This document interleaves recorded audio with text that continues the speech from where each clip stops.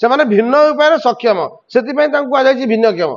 तेणु सरकार जो मुख्य उद्देश्य थिला दिव्यांग मानकर अभिवृद्धि आज आम मैंने अवहेलित। प्रदीप कुमार विश्वास पीएच आई वॉलंटियर कटक डिस्ट्रिक्ट। आज मुख्य उद्देश्य हूँ सारा ओडिशा रे आमे 1107 पीएचआईवी माने निरंतर भाव 14 वर्ष धरी 1,40,000 ऊर्ध्व जे कि CWSN पिला बा दिव्यांग छात्र छात्री माने अछंती विद्यालय गणशिक्षा विभाग रे सेमानकु सरकारंकर जो मुख्य उद्देश्य थिला जे समाज रो मुख्य स्रोत को शामिल करिबा केमिति करिबा किपरि करिबा से तांकु आमे आम द्वारा बा आमे तांकु सहाय्य करी आज मुख्य स्रोत को आने आमर प्रयास आम जारी रखीचु। किंतु दुख आ परितापर विषय आमे मने मध्य दिव्यांग।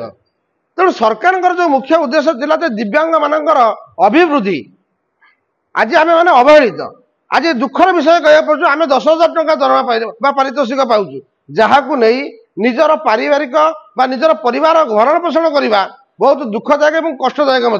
आमे आमर परिवार बापा माँ पिला छुआ आंकु शिक्षा दबू केमिति आमे सरकार पाखे गुहारी करुचु एवं निवेदन मध्य करुचु जे सरकार को सहृदयतार सहित विचार करंतु एवं तांकु टिके अनुशीलन करंतु जे प्रकृत में जो सरकार योजना भिन्नक्षम मानकु अग्रसर करवा बा समाज मुख्य स्रोत आनिबा यही जो भिन्नक्षम भाई भौणी माने आज काम करुचंती एमाने कोन भिन्नक्षम सतरे नुहंती कि एमाने कोन सरकार पई किछि काम करूनाहंती कि जदि करुचंती जदि सरकार कार्य बा सरकार को आगु ना साहाय्य अच्छी ये दिव्यांग भाई भौणी मानक आगु ना किसी प्रयास अच्छी तेल एम दुख विचार करूँ बा दृष्टि निक्षेप करूँ निश्चित आसवे